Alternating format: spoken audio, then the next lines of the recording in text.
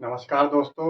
आज हम भूगोल में बात करेंगे आपका जो पृथ्वी है और पृथ्वी की जो परत है, एक एक करके हम डिटेल से अध्ययन करेंगे पृथ्वी का। और हमको जियोग्राफी में पृथ्वी का ही अध्ययन करना है, इसलिए मैंने सोलर सिस्टम में पृथ्वी को अलग से निकाल के रख दिया था। तो हम एक एक करके देखते हैं इसका कुछ कंसेप्ट। सबसे पहले जानकारी जो आपको पढ़ना है, हमारा टॉपिक है पृथ्वी व इसकी परत। ये आपका जियोग्राफी में एक टॉपिक है। अब इसके अंदर आपको क्या क्या पढ़ना है, तो पढ़ना है पृथ्वी क्या है और उसकी विभिन्न परतों के बारे में। मैंने आपको बताया था जितने भी आकाश की पिंड क्या है, परत बाई परत बनाए हुए। पहले एक परत बनी है, तब उसके ऊपर दूसरी परत बनी हुई है। एक पृथ्वी भी आकाश की पिंड है, तो परत बाई परत से बनी हुई है। यहाँ पे मैं पृथ्वी के बारे में, अर्थ के बारे में आपको एक जानकारी दे दूं। तो अर्थ क्या है, इसकी लेयर। देखिए पृथ्वी, इसका क्षेत्रफल। सबसे पहले जो समान जानकारी है, what is the area of the earth total, बोलेंगे 51 करोड़ वर्ग किलोमीटर। 51 करोड़ स्क्वायर किलोमीटर इसका क्षेत्रफल है। अब इस क्षेत्रफल में आप क्या करेंगे, बोलेंगे 29% पे क्या है, लैंड है अर्थात भूमि। और बोलेंगे कि जो शेष रिमेनिंग है 71%, 71% इज ए वाटर। तो 29% में लैंड है, 71% में भूमि है पूरा पृथ्वी का। पुनः बोलेंगे जो पृथ्वी की डेंसिटी है, घनत्व। घनत्व क्या बोलेंगे, 5.5 ग्राम पर सेंटीमीटर स्क्वायर क्यूब। अर्थात आयतन, पर आयतन में कितना ग्राम है, तो आप देख रहे हैं सेंटीमीटर क्यूब है। 5.5 डेंसिटी है पृथ्वी की। पृथ्वी किस दर से रोटेट कर रहा है, घूमना। अर्थात ये मान लेता हूँ जो एक्सिस है किस दर से घूम रहा है ये रोटेशन, बोलेंगे 29.5 किलोमीटर पर सेकेंड। एक सेकेंड में जो पृथ्वी घूम रही है, वो घूम रही है 29.5 किलोमीटर की रफ्तार से घूम रही है पृथ्वी। पुनः सूर्य के चारों घूमने में आपको पता होगा 365 दिन लगते हैं और 6 घंटे।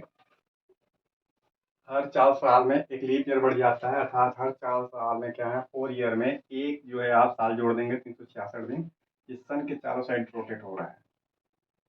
जो पुनः पृथ्वी है आपका, इसके बारे में जानकारी कैसे मिलता है, ये बेसिक जानकारी है। अब जानकारी का स्रोत क्या है पृथ्वी के बारे में, पृथ्वी का उद्गम कैसे है, तो इससे पहले सोलर सिस्टम वाला आपको चैप्टर देखना होगा कि उद्भव कैसे हुआ। अब यहाँ मैं बात करूँगा आपको लेयर के बारे में, परत। इसके बारे में कैसे जानकारी मिलती है, सन के बारे लेयर के बारे में अभी तक जानकारी नहीं मिली है, तो क्या पृथ्वी के लेयर के बारे में जानकारी है। थोड़ा टॉपिक क्या है, लंबा जाएगा, फिलहाल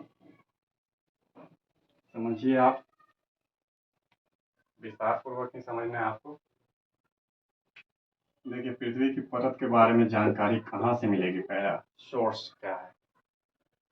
सोर्स है तापमान, टेम्परेचर, डेंसिटी घनत्व, दाब, पुनः भूकंप विज्ञान, इसके बाद है भूगर्भ शास्त्र, पुनः भूभौतिक जियोफिजिक्स, सिस्मोलॉजी जियोलॉजिस्ट और क्या है, जियोफिजिक्स। तो ये तीन तो ऐसे हो गए, बाकी तापमान घनत्व और दाब के आधार पे एक जानकारी मिलता है। कुल मिला के 6 इस तरीके से सोर्स अवेलेबल हैं, इसके बारे में पता चलता है कि पृथ्वी की परत कैसी है, किन चीज़ों से बनी है, क्या ठोस है, क्या द्रव है, या सिर्फ बालू कंकड़ पत्थर जैसे अवसादों सेडिमेंट्री से बना हुआ है। यहाँ पे हम पहले बात कर ले पृथ्वी की आकृति, इसे लेके बहुत सारा डाउट उठता है। पृथ्वी की आकृति कैसी है, क्या पृथ्वी अंडाकार है, क्या पृथ्वी अंडाकार है, या पृथ्वी की आकृति कुछ इस प्रकार से है, दबी हुई। या पृथ्वी पूर्ण रूप से गोल है, पूरा गोल है, या फिर कुछ इस प्रकार की आकृति है पृथ्वी की, किस तरीके से है पृथ्वी। तो देखिए एक कंसेप्ट है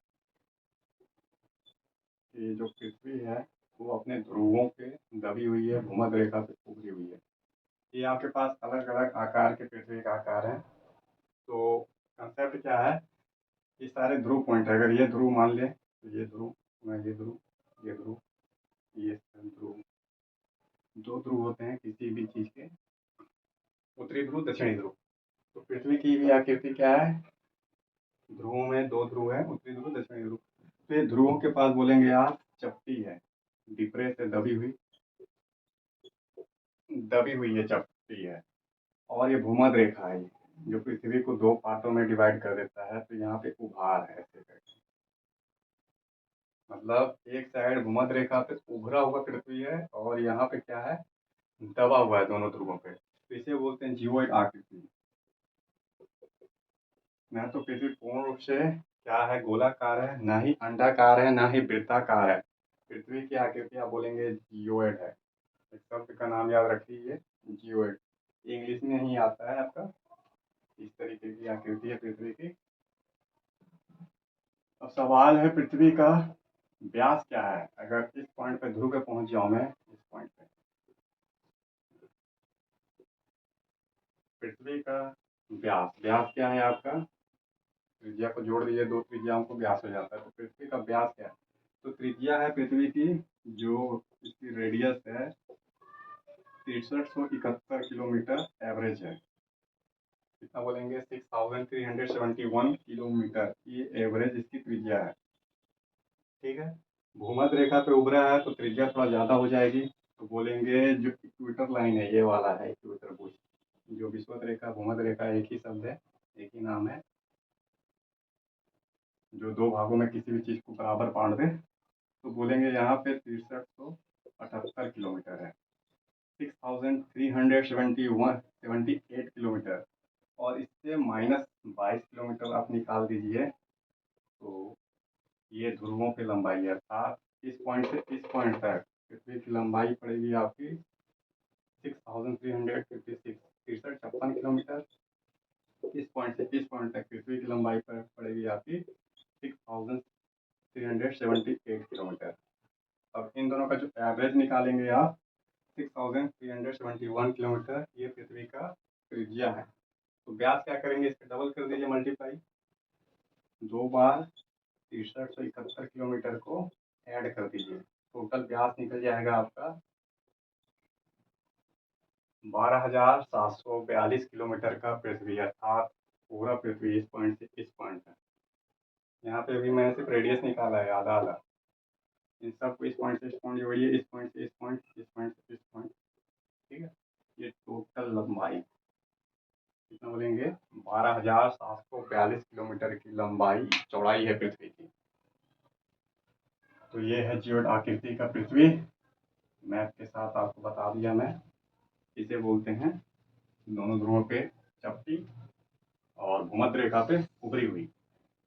यहाँ पे बात करते हैं पृथ्वी के आंतरिक परत के बारे में कि जानकारी कैसे मिलता है।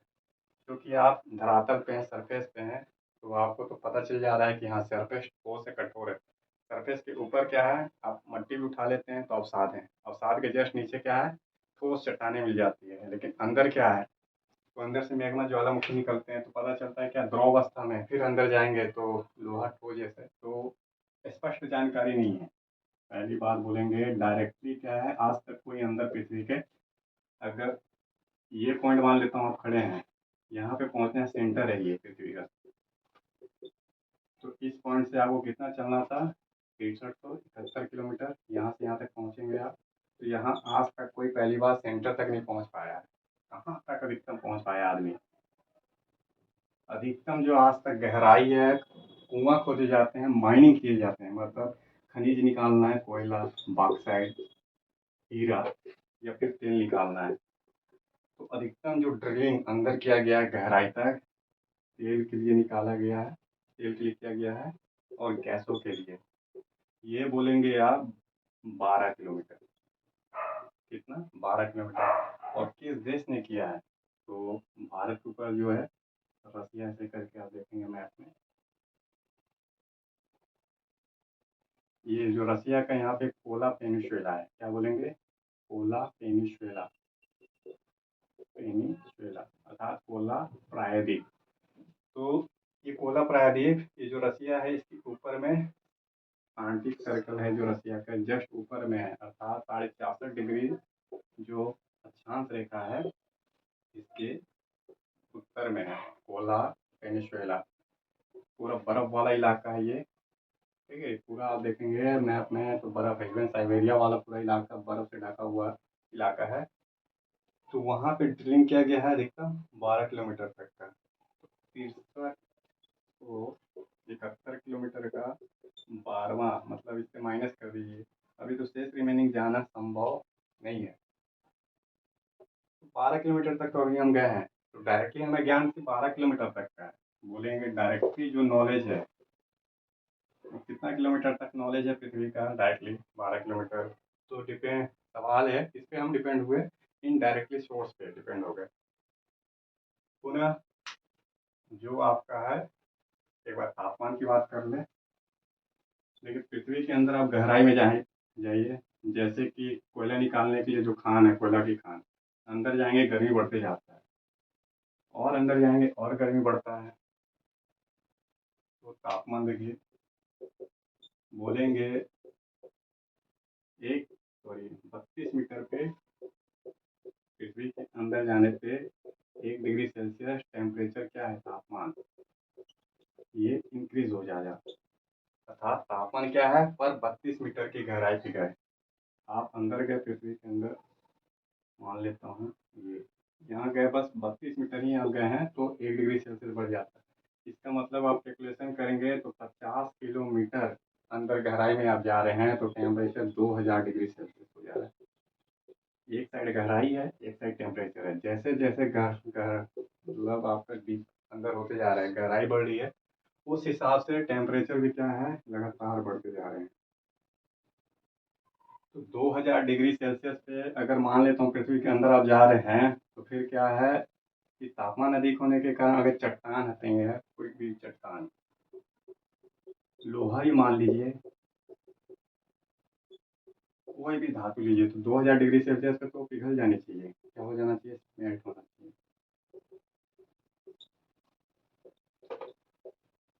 तो पिघल जाना चाहिए, और अंदर जाएंगे 50 किलोमीटर के अंदर और तापमान बढ़ेगा। तो सवाल है पिघली हुई अवस्था में रहती, अगर ये पिघली हुई अवस्था में रहती तो फिर क्या है, देखिए यहाँ पे ये मान लेता हूँ चांद है और ये सूरज है,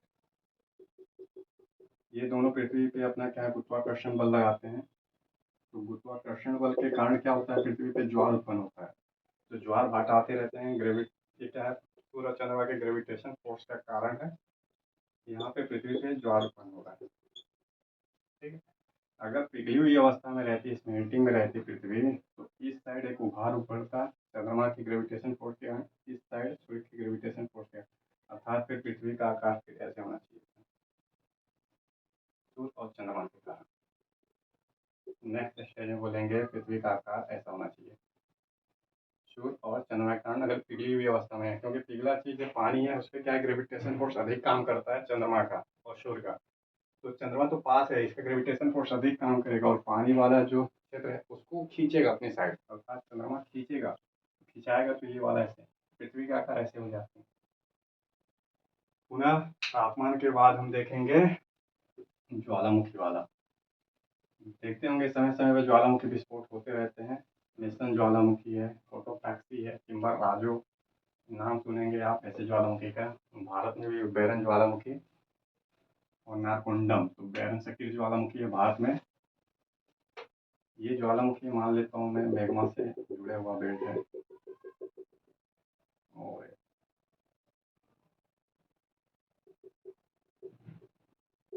ऐसे करके क्या है, एक पृथ्वी का सेक्शन काटे हैं अंदर गहराई में, तो ज्वालामुखी ये सरफेस है आपका, ठीक है, जो धुआं गैस गुब्बारे निकल रहे हैं, तो यहाँ से यहाँ तक एक हाइट माप लीजिए जहाँ से निकल रहे हैं, तो मैग्मा का पिघली हुई अवस्था में मैग्मा क्या निकल रही है, सरफेस से पहुंच रही है धरातल पे, ऐसे करके पहुंच रही है। और पता चल रहा है कि ये वाला बेड तो ठीक है, पिघली हुई अवस्था में है, ठीक है, द्रव अवस्था में, लेकिन उसके नीचे फिर से ठोस है, ये सब ठोस।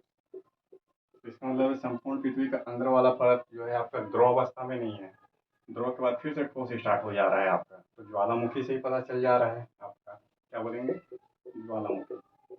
ये भी जानकारी दे रहा है कि पृथ्वी के अंदर क्या है, पिघला हुआ पदार्थ है, क्योंकि मैग्मा निकल रहे हैं, धरातल पे आने के बाद ठंडा हो जा रहे हैं और चट्टान का रूप धारण कर रहे हैं। तो ये हो गया आपका ज्वालामुखी। पुनः अंदर जाने पे पृथ्वी का क्या डेंसिटी बढ़ते रहता है। जो अभी आप सरफेस पे खड़े हैं, धरातल का क्रस्ट है, ठीक है, पृथ्वी का क्रस्ट बोलते हैं इसे, इसकी डेंसिटी क्या है, 2.7 है। मैंने आपको बताया पृथ्वी का घनत्व कितना है, डेंसिटी है पृथ्वी की 5.5 एवरेज है ग्राम में पर सेंटीमीटर स्क्वायर।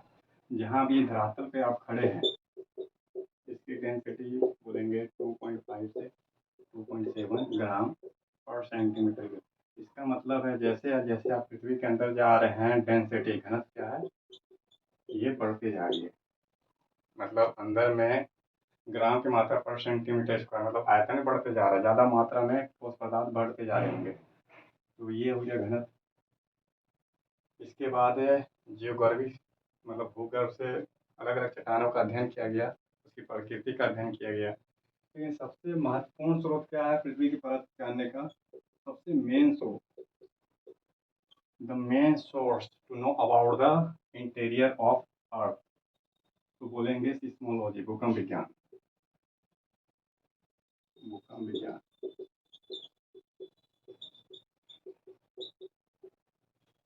भूकंप बोल रहे हैं, भूकंप वह दिया है जिससे पृथ्वी की आंतरिक भागों पर रोशनी पड़ती है, अर्थात भूकंप के अध्ययन से पृथ्वी के आंतरिक भागों के बारे में जानकारी प्राप्त होती है। तो भूकंप का तो मैं आपको आपदा प्रबंधन में डिटेल से ही बताऊंगा, भूकंप है, बाढ़, ज्वालामुखी, वैसे भी आपको पढ़ना है फिजिक्स में। फिलहाल एक छोटा सा जानकारी दूंगा भूकंप के बारे में, ठीक है। इसका देख लेते हैं कि भूकंप पृथ्वी के बारे में कैसे जानकारी देता है। तो ये भी इनडायरेक्टली सोर्स है, डायरेक्ट नहीं, प्रत्यक्ष जानकारी नहीं दे रहा, अप्रत्यक्ष जानकारी दे रहा। यहाँ पे आप देखिए कि भूकंप क्या है, पृथ्वी का कंपन। किसी भी तरीके से पृथ्वी कांप जाए, चाहे वो ब्लास्ट से कांपे, चाहे रॉकेट गिर जाए, या ज्वालामुखी विस्फोट हो, या चट्टाने घस के बलयन हो, भ्रंश, बहुत सारे कारण है भूकंप के।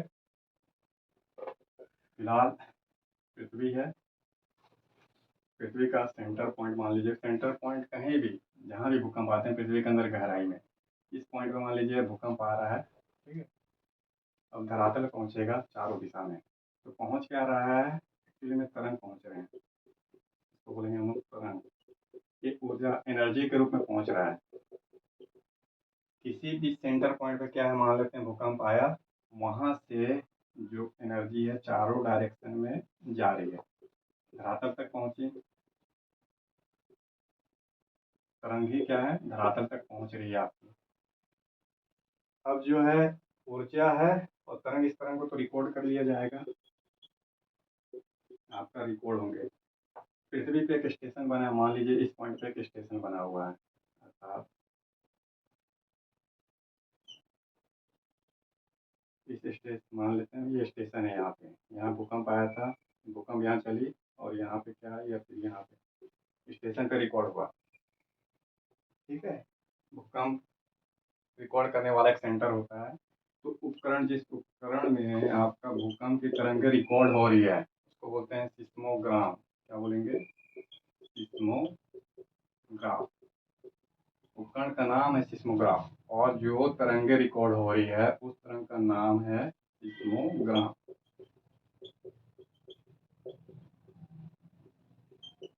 So there is a difference between the seismograph and seismogram. Seismogram is a equipment, but seismogram is a way, तरंग है ये। तो दो है, स्पष्ट अंतर रखिएगा। जानकारी मिल रहा है, कोई स्टेशन है, अर्थ पे स्टेशन है, इसे बोलिए पृथ्वी का, पृथ्वी पे कोई भूकंप का स्टेशन है। अमेरिका ने तो हजारों क्या अपने सेंटर बना रखा है रिकॉर्ड करने के लिए, सेकंड भर में नासा को साथ साथ में अमेरिका के जो भूगर्भ विज्ञान मतलब उसके डिपार्टमेंट है उसके तुरंत पता चल जाता है कि पर्टिकुलर इलाके में भूकंप आया है। भारत में भी अपने हिंद महासागर में काफ़ी सारे भूकंप स्टेशन बना के रखे हैं। तो ये जानकारी ये आपका। अब सवाल है भूकंप में तरंगे, इसको समझिए। तरंग, देखिए भूकंप में 3 प्रकार की तरंगे हैं। There are the 3 types of wave generating from seismo। देखिए 3 प्रकार का तरंग है। ई तरंगे, एस तरंगे और एल तरंगे। पहले 3 तरंग का नाम याद करिए। पी फॉर प्राइमरी तरंगे, प्राथमिक तरंगे, एस फॉर सेकेंडरी तरंगे, एल फॉर लव तरंगे। एल फॉर लव तरंगे। तो 3 तरह के तरंगे हैं। ये भूकंप है, कहीं पृथ्वी के अंदर आया हुआ है, तो यहाँ से 3 तरंगे चल रही है। प्राइमरी तरंगे, सेकेंडरी तरंगे, एक सरफेस पे तरंगे पहुंच रही है, ये एल तरंगे। पहली तरंगे प्राइमरी तरंगे है। सबसे पहली जो तरंग पहुंचेगी कि प्राइमरी तरंगे पहुंचेगी, इसके जस्ट बाद एक सेकेंडरी तरंगे पहुंचेगी और धरातल पे सरफेस पे ऐसे ऐसे चलेगी आपकी लव तरंगे, एल तरंगे। जो एल तरंगे, लव तरंगे, इसे HD लव ने दिया था, जो सिस्मोग्राफिस्ट थे, भूकंप वैज्ञानिक, इन्हीं के नाम पे रखा गया है, सिस्मोलॉजिस्ट।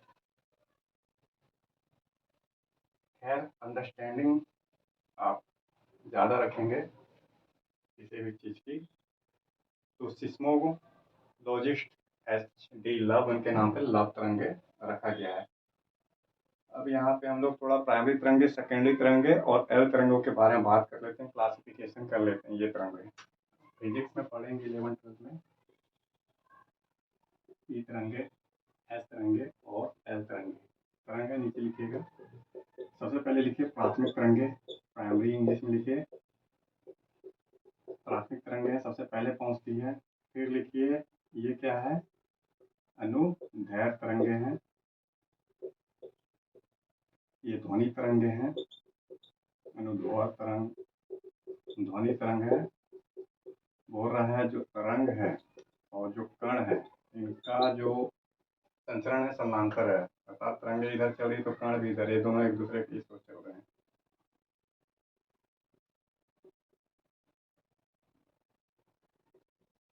जैसे करना वैसे कर लीजिए। एक दूसरे की ओर चल रहे हैं, एक दूसरे के पैरेलल में चल रहे हैं। इसकी गति सबसे अधिक है, बोलेंगे 8 किलोमीटर से लेके 14 किलोमीटर पर सेकेंड। एक सेकेंड में गति कर रहा है 8 किलोमीटर से लेकर 14 किलोमीटर तक। फिर बोलेंगे पी तरंगे ठोस, द्रव, गैस सभी माध्यम से गुजरती है। तीनों से गुजर रही है, बोलेंगे ठोस से भी गुजरती है, द्रव से भी गुजरती है और गैस से भी गुजरती है। प्राथमिक तरंगों की देखिए विशेषता क्या है। प्राथमिक तरंगे अनुदैर्घ्य तरंग है, ध्वनि तरंगे हैं। तरंग और कणों का संचलन क्या है, एक ही दिशा में है। 8 किलोमीटर से 14 किलोमीटर पर सेकंड जिसकी गति है। ठोस है, द्रव है, गैस, तीनों से गुजरती है। ठोस, द्रव, गैस तीनों से गुजर रही है, इसकी गति सबसे अधिक है। सेकेंडरी में उल्टा कर दीजिए, अनुप्रस्थ है। द्रुत तरंगे हैं, इसकी गति क्या है, बोलेंगे कि 4 किलोमीटर पर सेकंड से 8 किलोमीटर पर सेकंड तक है। 4 किलोमीटर से 8 किलोमीटर पर सेकंड की इसकी गति है। पुनः बोलेंगे इसमें जो कण है, कण और कण का संचरण कैसे एक दूसरे के लंबवत है 90 डिग्री ऐसे, अर्थात तरंग ऊपर चल रही है, कण नीचे आ रहा है। ये और इसमें ऐसा नहीं था, इसमें ऐसा था, मतलब एक कंप्रेस और एक ध्वनि साउंड को कभी आप देखिएगा, 9वीं की किताब में होगा ध्वनि फिजिक्स में, तो ऐसे तरीके से दिखा रहा होगा कंप्रेशन विरल, कंप्रेशन विरल। और ये है आपका अनुप्रस्थ तरंग है, अप एंड डाउन वाला। तो तरंग ऊपर चल रहा है, कण नीचे है, अर्थात 90 डिग्री वाला संचरण करते हैं, एक दूसरे के लंबवत बोलेंगे। तो एक लंबवत है, कौन सी लंबवत है, सेकेंडरी, और ये क्या है, समानांतर तरंग है। एल तरंगे क्या है, बोलेंगे धरातल पे आती है। ये दोनों तो अंदर चल रहे हैं पृथ्वी के, फिर धरातल तक पहुंचे हैं, बाद में यही दोनों कन्वर्ट होके एल तरंगे बने हैं। तो धरातल पे आती है, ओनली धरातल तक सीमित है, ठोस, द्रव और गैस तीनों से गुजरती है। ठोस से भी गुजर रही है, द्रव से भी, गैस से भी। बट सेकेंडरी तिरंगे में एक चीज छूट गया, जो ये ओनली ठोस से गुजरती है। देखिएगा, ठोस। सेकेंडरी तिरंगे सिर्फ सॉलिड ठोस से गुजरती है। द्रव और गैस से सेकेंडरी तिरंगे नहीं गुजरती है, खत्म हो जाती है, पास ही नहीं हो पाती, क्योंकि स्पीड उतना रहता नहीं है इसका। और एल तिरंगे ठोस और सब गैस से गुजरती है, धरातल तक आती है, सबसे विनाशकारी है, सबसे विनाशकारी है। ठीक है। अब देखिए एक बार गति कैसे कर रही है पृथ्वी के अंदर की ओर। पृथ्वी के अंदर इसकी गति सीधी सीधी नहीं है। ठोस आएगा तो सीधी रहेगी, गैस आएगा फिर मुड़ेगा, ध्रुव आएगा मुड़ेगा, लगातार अपवर्तन परावर्तन की क्रिया होती रहती है। अगर ये पृथ्वी है और मान लेता हूँ मैं यहाँ भूकंप आया है, ठीक, तो जैसे पी और एस तरंगे चल रही है, तो ऐसे चलती है, ऐसे मुड़ते रहेगी, झुकती रहेगी, जरूरी नहीं है कि डायरेक्शन में ऐसे रहे।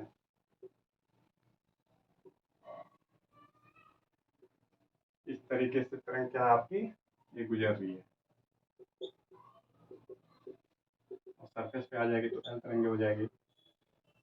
तो ये भूकंप की तरंगे हैं जो पृथ्वी के अलग अलग भागों में है। देखिए रशियन वैज्ञानिक जो है, रूस के वैज्ञानिकों ने पता लगाया था, जो भूकंप की तरंगे हैं, कोई भी तरंगे 103 डिग्री से लेके 143 डिग्री तक, पृथ्वी का जो 103 डिग्री से 143 डिग्री वाला कोण होगा, ठीक है, वहाँ पे क्या है आपके ये दोनों के बीच में भूकंप की तरंगे नहीं पहुँचती, कोई भी तरंग हो। भूकंप का छाया क्षेत्र बोलते हैं, the shadow zone of earthquake.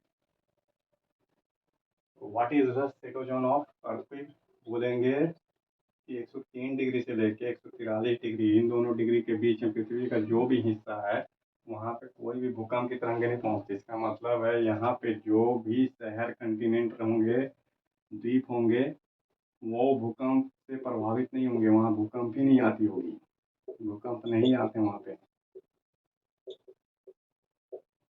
तो भूकंप से सुरक्षित क्षेत्र है वो पूरा, 103 से 143 डिग्री पे भूकंप का छाया क्षेत्र है।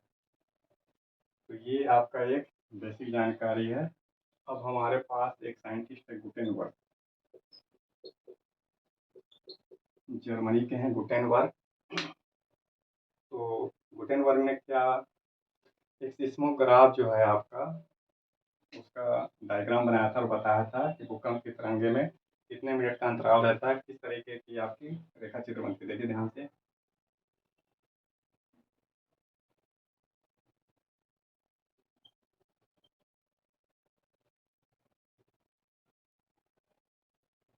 कुछ इस तरीके से गुटेनबर्ग ने एक भूकंप का जो आपका सिस्मोग्राम था, मतलब जो रेखा चित्र है, वो बनाया था। बताया था सबसे पहले ये पी तिरंगे हैं, ये वाली हल्की तिरंगे बोल रहा है कि उतना खतरनाक नहीं है, गति अधिक है लेकिन खतरनाक नहीं है, तो बोल रहा हल्के झटके आते हैं। सबसे पहले भूकंप आया तो हल्के झटके, हल्के झटके। तो कुछ इस तरीके से सिस्मोग्राम जो है उस पर रिकॉर्ड होगा आपका, पहला हल्का जगह बोल रहा है, ये पी तिरंगे है यहाँ पे होना, ये एस तिरंगे बोल रहे हैं। एक मैक्सिमम झटका मतलब बहुत अधिक कंपन गया, तो वो एस तिरंगे आया। उसके बाद बोल रहा है नॉन स्टॉप कंपन आ रहा है, तो ये पी तिरंगे एस तिरंगे के बीच एक बोल रहे हैं 3 मिनट और 43 सेकंड का गैप है, अर्थात पी तिरंगे एस तिरंगे के बीच अगर पी तिरंगे आ गया, उसके बाद आपके पास 3 मिनट 43 सेकंड का गैप है, 3 मिनट और 43 सेकंड का बचने के लिए सेकंड झटका से, जो सेकंड झटका आने वाला है मैक्सिमम आने वाला है, या तो वो पूरा ऊपर मैक्सिमम उठा देगा किसी भी धरातल को, या मैक्सिमम झुका देगा, नीचे डुबा देगा। तो इस तरंगे है, उसके बाद नॉन स्टॉप कंपन आएंगे, अप एंड डाउन वाला पूरा इलाका बन जाएगा। तो ऐसे करके इसको बोलेंगे एल तरंगे। तो ये है आपका भूकंप की तरंगे, जिसके अध्ययन के आधार बताया गया पृथ्वी के आंतरिक भागों के बारे में 3 स्पष्ट जानकारी है कि सबसे पहले बोलेंगे अपर लेयर है, ऊपरी परत, फिर मिडिल वाला एक परत है, मेटल बोलते हैं इसे, और फिर बोलते हैं कोर। 3 स्पष्ट पृथ्वी की परत है, और ऊपर वाला परत है ये ठोस है, मिडिल वाला परत को इन्होंने ध्रुव बोला, और कोर वाले को फिर से ठोस बोला। गैस वाली पृथ्वी में कोई भी परत नहीं है।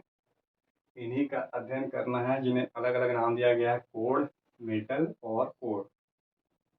कोर मतलब सॉरी क्रस्ट, मेटल और कोर। सबसे पहले ये वाला परत है कोर, इसके ऊपर ये वाला परत है, फिर ये वाला परत है। तो एक कोर होगा जिसके ऊपर धीरे धीरे परत बने होंगे। पहले तो ऊपर परत कोई बनेगी नहीं, फिलहाल कोर परत बनेगी, उसके ऊपर धीरे धीरे, जैसे सन का कोर था पृथ्वी का भी कोर है, तो पहले ये वाली परत बनी है, फिर इसके ऊपर ये, फिर ये। ठीक है, तो यही हम देखेंगे अगले क्लास में।